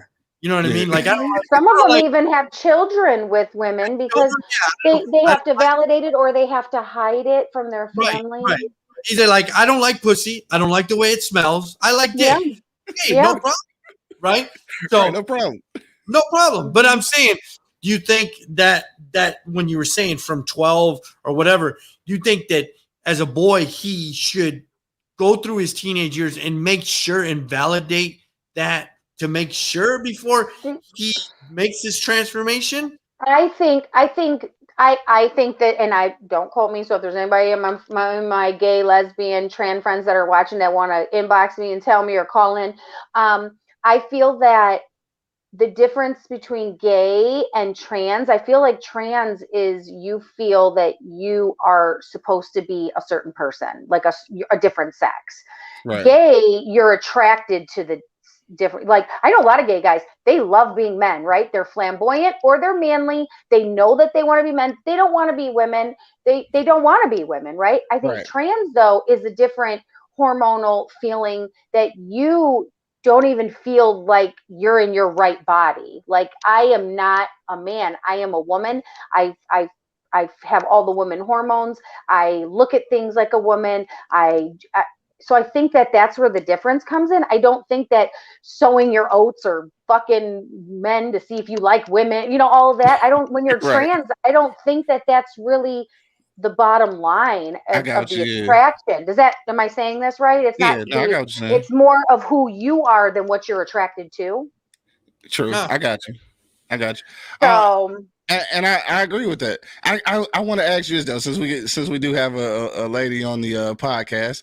So, Savage Kitty, I gotta ask you this: does it make you as a woman feel any kind of way about that though? Like, because trans women are right. Trans women, that's when dudes turn into women, right? I just gotta make sure I got the terms right. Yeah. Do you feel some kind of way about that because like they get to be women without going through the shit that you had to go through as a woman? Like, do that make you feel some kind of way though? I've always been curious about that. Not really, because I'm secure with who I am, so it doesn't really bother me. I mean, maybe the part that they don't have to have a period. That's what I'm saying. Like that, right? They really deal with the shit that you have to deal with. Yeah, that's some initiation shit. So I think, man, you got me all depressed about it. No, I'm just kidding. Yeah, maybe I do feel some type of way about this. You know, it doesn't really, me personally, I know women it would bother or it does that they don't like. It doesn't really bother me. I think the only thing that maybe bothered me was when the sports thing was, you know, a big topic and these trans women who were men biologically were playing women's sports. Yeah, I think that was biologically unfair. It's unfair as fuck. I think that itself is just absurd. And I, you know, my children played sports. I've been around lots of athletes. Women and men are biologically not chemically made the same. Exactly. So to say that just because you go by Karen instead of Ken anymore doesn't fucking mean that that's who biologically your insides are made of, and you're just made differently. You have the advantage. Exactly. Now, that's unfair. Yeah. So that part, but the going through all the other stuff, I think they go through things that I don't have to go through, right? I don't have an identity crisis. I don't worry about who I am. So I think the trade-off is a little, you know, it's different, but they still have their own issues that they have to deal with. And I mean, even down to like being accepted by somebody you really like that doesn't know that you were a man before. Like that's a huge, like, what if these women out here, man, whoo, they are. Yeah. I'm like, is that some of them are deceptive, right? Like, boy, you don't know. So it could be anybody you go out with where this female is just fucking incredible looking, right? And sounds like a woman, acts, smells like a woman, got all the implants. They got breast implants, but they're a chick with a dick. You don't know. Right. Surprise. Hello. Yeah. Got a little trick or treat. Surprise. Right? What do you do? Here we go. What do you do if that happens to you? What do you do? Like person? Yeah, when you're feeling, and maybe she had it taped backwards, right? So you didn't really, you didn't know. You're rubbing a little on the thigh. Maybe, you know, everybody does a little rub test, right? The brush past. Hell yeah, I got them feeling. What if you do? And she's like, let me surprise, and she got a whole ass dick, and her dick bigger than yours. What do you do? What do you do? You gonna put the sauce on it right there, like it's big bigger than yours, yeah. Put a little sauce on it. Let's talk about it. What do you do? So first of all, I would like to say that I'm not gonna kill her. Like I would like to say I'm not. Right? You've been kissing all night. You rubbing on her tits. Y'all been holding hands. You have public boot up. Right? I'm not sure that I won't kill her, but if I make it past that point where I don't kill her, then I'm just gonna have to like. That's a tough one. That's a tough one. I really feel like I'm a killer. Like, you tell your friends. Right. You know what? I'm to a point where like my circle is who my circle is and shit. I think at this point, if I get past the point of not killing her, I'm gonna tell them like, dog, did you know that this motherfucker ended up being a dude and shit? Cause like these my people, they not going nowhere. And they gonna clown on you though. That's gonna be a really big joke that you do. It's for sure. It's gonna be a joke on myself because I'm gonna be mad as fuck. Like, how did I let that happen? But I've seen some pictures of some of these motherfuckers, man, and they look like women. And sorry, some women are making it hard because some women are wearing too much makeup now.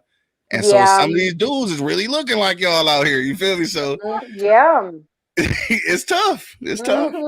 But yeah, man, I know so many of them where I'm like, damn, I look ugly. That motherfucker's beautiful. You make me feel real ugly. Like I say, any event that I make it past the killing stage, then I'm just gonna have to. I'm hoping I wouldn't kill nobody. You know, we had one on the show. She was a trans porn star. So and she was cool and all, but then she said that she lets people know off the rip. But you got to think that's got to be a huge, stress for people too, because I'm digging you, we're doing the texting thing, we're chatting, and then I got to let you know that, I got a dong. I got a big cat. I got a big cack. Got some cack. Put a little bit of cack. Put some cack on it. So, sandwich for you. Wow. Yeah, and with some duct tape, sticky duct tape on it. I was checking it. Just announced partner for 11 years that he is gay. So I got the cock meat sandwich. So that was an easy interview. How about sandwich? So Carol and Kumar, that guy, he's gay. Oh, really? Yeah, he's got a partner of 11 years. They're engaged too. He told the whole shebang all at once. I probably could have seen that though. I could have seen that. Yeah. That's what Drake was saying. I could have seen that. Yeah. But I said, what, good for him. And again, this goes into another issue they have. You're super talented. You're movies, Hollywood, but you can't be yourself because people are going to judge you, and it might affect the way that you get accepted into film and roles and so I think I said good for him that he's able to come out and be comfortable finally. So. Yeah, like I said, for adults, go ahead, do your thing. Come on and do that. But when you're 12, listen, I'll beat your ass, okay? Listen, at 12, you ain't wearing fingernails even if you are a girl. So take your shit off. Take your ass back to your room. Put your fucking Pokemon t-shirt on. We're going to the store. Let's go. You got 5 fucking minutes. Let's go. Facts. Sound like a real parent right there. Boy. Right. Wash your fucking face. Wash your face. What fuck is on your eyes? What the fuck you got? Where do you get that from? Who bought you that makeup? Exactly. I'm gonna need you to fix your face. You got 5 minutes. Literally. Literally. So thank you for coming on, man. I appreciate you chopping it up with us on Wednesday. For sure. I know it's getting late for you over there. It looks like it's about going to be it's 10 o'clock. Yeah, about 10. A little bit after 10. A little after 10. Thanks for coming and chopping it up with us, Dad. No, I'm just kidding. Yes. Give us how we find it. Give it your websites. Give all that for us, man. I appreciate it, brother. Much love. All right, for sure, man. Check me out every Monday, Wednesday, and Friday right here on the eblockradio.com. The Wake and Bake Show. Shout out to my dogs, Angry Man and Monk Money. Tuesdays and Thursday nights on Podcastic on the Rise and Grind Show. Tuesday nights on the Girth Podcast, also on Podcastic.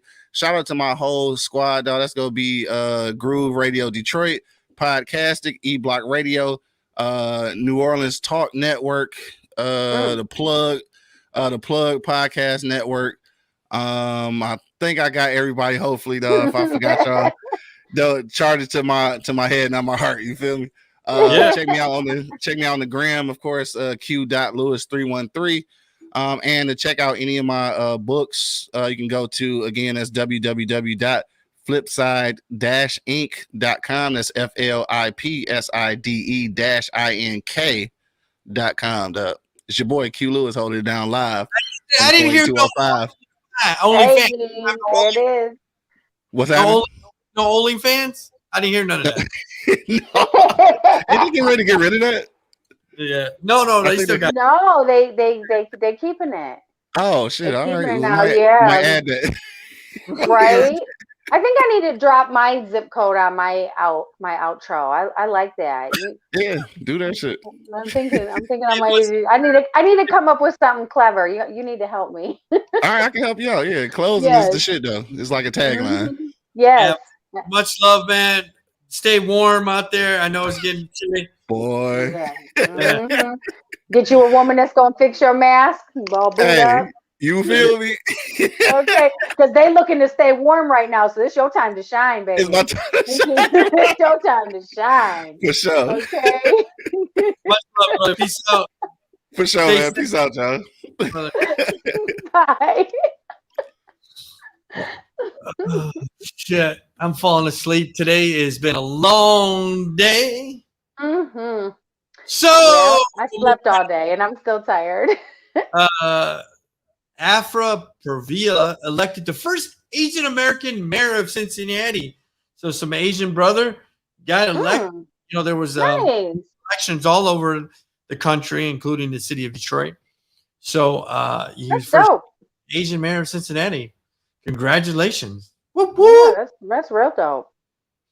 So this was a topic. Texas governor decreed school library book with pornographic or obscene material. Texas Governor Greg Abbott is asking state associates of the school board to ensure no child is exposed to porn or any inappropriate content in Texas public schools. Is the latest Republican attempt to dictate what can be taught in the classrooms. Well, I don't think there should be any kind of a pornographic books. Yeah, I'm gonna go with a hard no on that. No pun intended. No pun intended. I'm gonna go hard no on the porn in the classroom. Hard no on the porn. Hard or soft. Nope. Porn. Texas is trying to cover everything. So Rodney Wilson, co-founder of R&B group Gap Band, has died. I was listening to You Dropped a Bomb on Me. Brought back memories. I was in first grade, but I remember the song. I would love to play it, but we would get banned. I know. I have it playing in my head. Let's pretend we all hear it. So your friend Lady Gaga poses nude and models over the top for the British Vogue. I would like to see that magazine, but she showed her bare ass. I can bring it on the screen. Just the ass? Well, it says nude. I don't know if she was showing her vagina. Vagina. So there's a that's hot. Back bottom. Yeah, that's hot. Strips down for her shoot. That's pretty. Airbrushed. Was that airbrushed? That was probably airbrushed. Probably, yeah, a little bit. There's definitely some Photoshop and airbrush going on in there, but it's still hot. It's so hot. White teacher under investigation after showing up to school with blackface, the principal says. I've seen this. A white high school teacher is in home assignment under investigation after showing up to teach in blackface, according to the school principal. Only in Toronto. Public school in Parkville near Toronto. Joined staff. Students were dressed up for Halloween Friday. So this was a Halloween costume. Kind of dumb as fuck. Why would you come in blackface? You think? So there's that, and then there was a politician. I just saw it yesterday. He is under scrutiny right now for showing up at a, I don't know if it was a party or what, as sexual chocolate, Eddie Murphy's sexual chocolate. And he painted his face black. Now, I'm going to go ahead and say it. And the costume was fucking funny. Okay, you've seen it. If you've seen it side by side, he looks like Professor Clump because he fucked up. His face is fat, right? His Jerry curl was off. His belly and the cummerbund, he nailed it, right? But again, you could have not did that. You could have picked a different costume. I wouldn't have blackfaced myself, and that's just, you just don't do it. It's very insensitive. So. Right. I don't know. So I know you sent me this article. I posted it the other day. Man killed his daughter's boyfriend for selling her into sex trafficking ring. Mm-hmm. Being a father, I would definitely kill her boyfriend. Yep. Because I just, definitely with sex trafficking, boyfriend remains undiscovered in the trunk and abandoned in East Everett Avenue in Spokane, Washington. Last month. The girl's father, John, 60, was charged with first-degree murder, being held with $1 million bond. I say we pitch in and get his ass out. I guess he was under investigation. This happened a while ago, and they couldn't prove that it was him, or there was no body. They didn't have enough evidence, and then they found the abandoned car with him in it, and that's how the charges came about. And I think this man is a hero. Personally, I would have done the same thing. I think people need to get a GoFundMe started and post his bond. Personally, I would donate. Anybody did Absolutely. That to Maybe. Scorched earth, motherfucker! I will massacre you! Yeah. So Facebook, we call it the Blue app now. The Blue app and Meta, the metaverse. Facebook is shutting down its facial recognition software. What? Yeah, Facebook said Tuesday it plans to stop using facial recognition software that could automatically recognize people in photos. You remember that? So if they see and it's like tag so-and-so, bam, yeah. Massive shift, both technical industry and company known for collecting vast amount of data, and it's 1 billion users. So it's just more of collecting data and blah, blah, blah. And they're turning it off? They're turning it off. They must be getting in some trouble. Yeah. So the Blue app, are you calling it the Blue app? I still say Facebook. Yeah, it's Blue. It's called a Blue app. I don't even, how long do you think it's going to be before people start actually using that term? Because I don't think anybody I know is using that term right now. They're trying to get rid of the stigma. The stigma, yeah. So I think it's going to be a little while. I threw up for you because you're a salad eater. Salad eater. Mm-hmm. And I'm not talking tossed salad, but here's salad. I was like, oh, we toss salads over here. No, I'm just kidding. Recalled in 10 states due to possible listeria risk. Dole Fresh Vegetables is recalling bags of garden salad were sold in 10 states. Tested positive for listeria, microchronic genes organisms can cause serious, possible deadly infection. Oh, what kind is it? Dole, Kroger's garden salad, like a bunch of fucking salads. All the salads that I eat, I have some in my refrigerator right now. Throw them away. I was literally thinking I'm going to eat a salad after that. Yeah, look, throw that shit away. I eat a salad every day. Yeah. Yeah, vegetables too, or just the salad? There it is right there. Oh, hell. Yeah. I definitely got that bottom left one. Yep, they said throw it out. Well, that sucks. Okay, well, thanks for saving my life. You're welcome. Who knew salad would kill you? Come on. Right. So gas keeps going up, especially driving a big truck.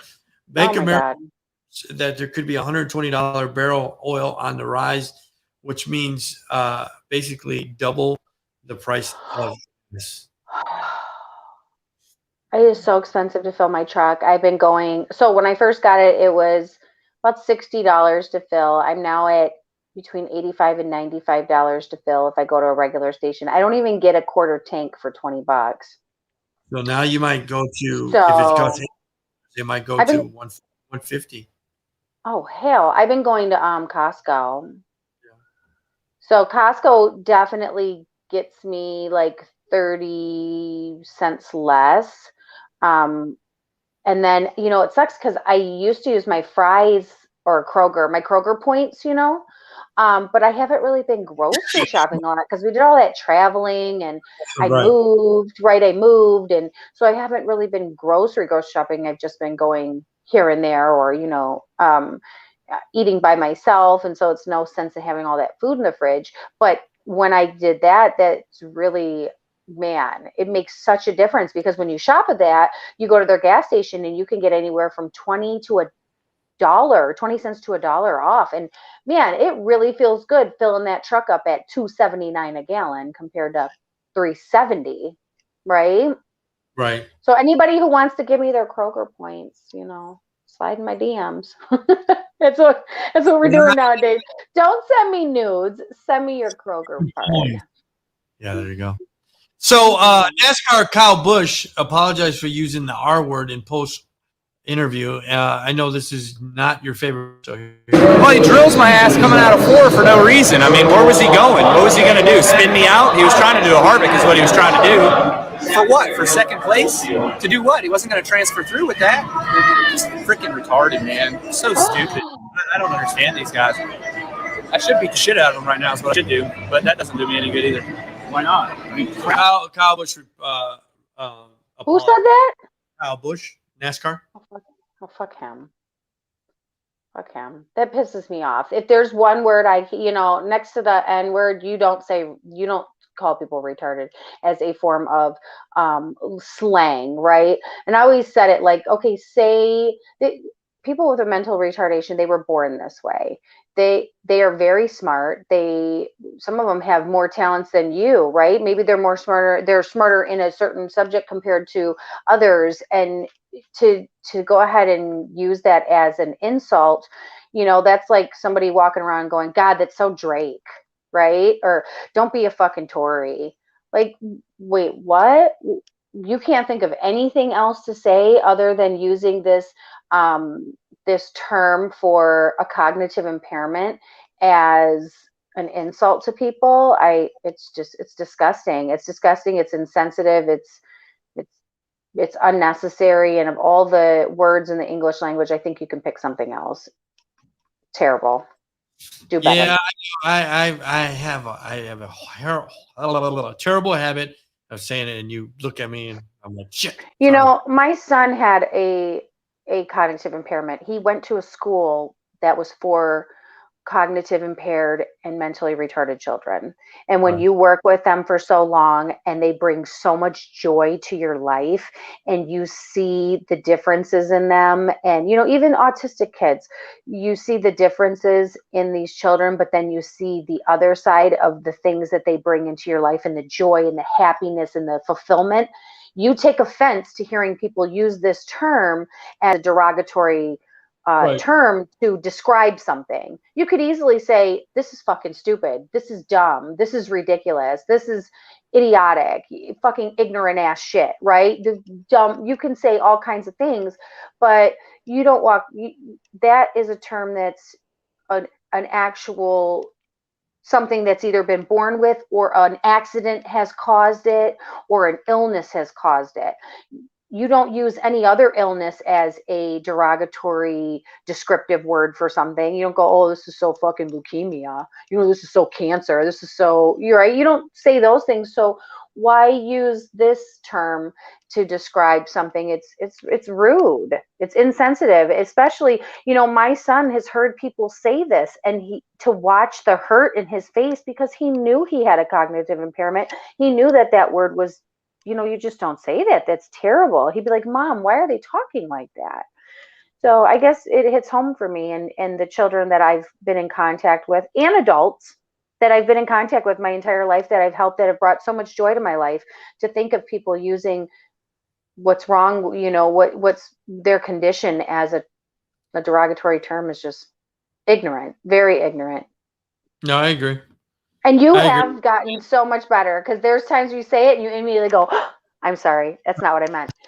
And all my friends, and if you say it in front of me, I will tell you my views. I don't care if you are somebody I just met. I'll say, hey, there's another word, or we don't use that word, or I say it nicely, but you definitely know my feelings on it. And my friends and people who have been told or know, if they say it, they immediately correct themselves and apologize, and they're conscious. Or I've had people say, you know what, since you told me that, I have not said it, and this was a really bad habit, and I told my entire house. That's one of your things, blowing your nose in front of you, and garbage. Blowing my nose when I eat.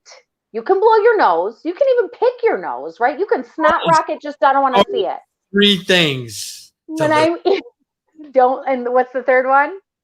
Garbage. Don't litter. Don't litter. Yeah.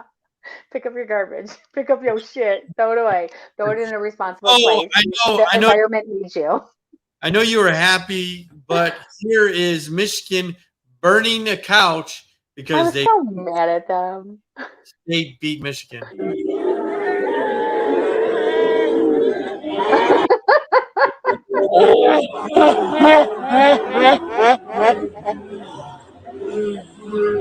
The fuck? Yep. So they beat Michigan again. I'm out here. I know I'm out here talking like they're intelligent, and then here they go, lighting shit on fire. I will say though, I was talking to Dominic, and he said, "Man, as soon as we seen that, I was like, that's Zach. He loved that shit." I don't know, like you won. Why are we lighting couches and cars on fire and doing all this crazy shit, kicking out people's windows? We don't need to do all that. They're giving us Sparties a bad name. Yeah. Last story of the night: the Braves won in Game 6 last night. Let me see if I can play it. I was trying to find it. Won 7-0, beating the I'm happy for them. Astros. The series went 4-2. I think this is it. So they are champs, and they haven't been champs since 1995. Mm-hmm.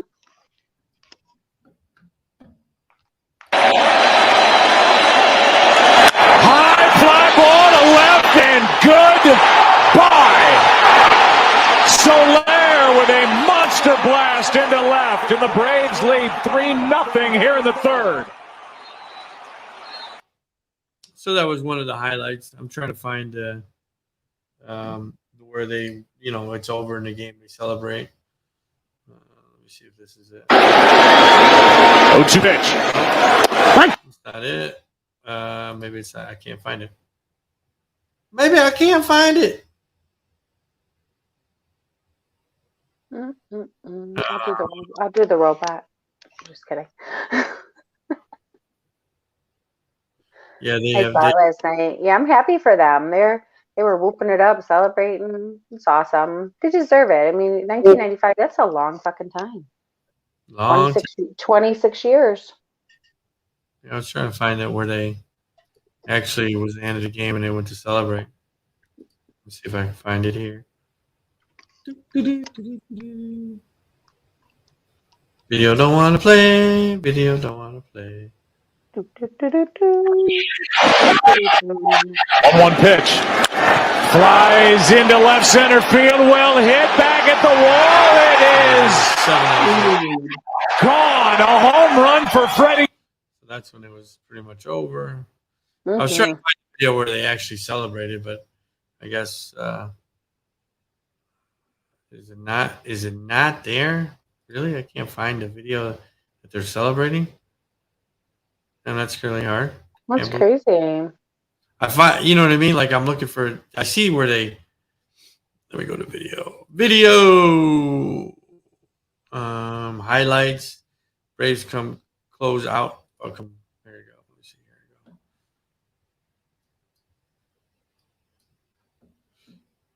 go. There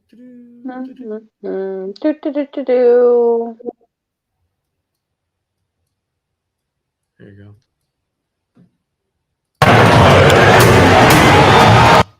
I put it on the screen now. I can put it on the screen. I don't know what happened. I couldn't find. I don't know why they were hiding that video. They're hiding that. How about that? Good looking, and he struck out the side. The 0-2. Left side is Watson. To burst. Champions. I think the most gratifying thing is this team, we hit every cobble, every bump we could possibly hit this year. Injuries, every single kind of thing that could happen, that could go wrong, went wrong. And we overcame every single one of those things. So congratulations to the Atlanta Braves. There you go. That's pretty much all I got for the show. You can get all our latest merch at Word on the Street, merch.com. You can follow the show at wordonthestreetpod.com. You can follow me everywhere at Drake Swift on all platforms. Do you have anything, Tori? No, I think we covered it all. We covered it all. Yeah, we covered it all. We're going into Thanksgiving/Christmas season, so the Christmas music will be playing here in a moment if it hasn't already started. And yeah, just be kind to one another out there. A lot of people are under a lot of stress and things that you don't know what they're going through. So be kind, be cautious, be concerned, just be nice. Yeah. So that's about it. You can follow me, Tori Rochelle, on the Blue app, because it's not Facebook, at All Beauty All Beast on Instagram, at The Savage Kitty, that's THEE Savage Kitty on Twitter, and Tori Smooches on Snapchat. Thanks, Q, for coming on today. Much love. Thanks, appreciation for you coming on. Thanks for, we wouldn't be here because if it wasn't for him. So much love. Appreciate it. Yeah. Shout out to Q, our Word on the Streets baby daddy. No, I'm just kidding. he's our dad. He's so proud of us. Yeah. We're making our dad proud. All right. Yeah, proud. Let me play this video. Okay.